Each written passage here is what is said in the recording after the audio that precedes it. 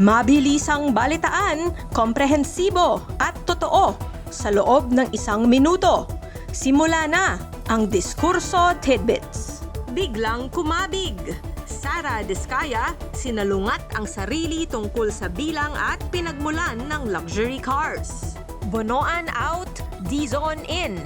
Marcos tinanggap ang pagbibitiw ng DPWH chief. Ulan sa QC noong Sabado. Hinigitan pa ang Ondoy. 36 na barangay lumubog sa baha sa loob lamang ng 1 oras. Houthi Prime Minister at ilang opisyal nasawi sa pagbomba ng Israeli. Trump, iginiit ang pagbabalik ng Department of War. At Neil Arce, ipinagtanggol si Jella Alonte sa gitna ng pambabatikos sa mga anak ng politiko na may lavish lifestyle. Balitang mabilis, komprehensibo at totoo. Yan ang Diskurso Tidbits.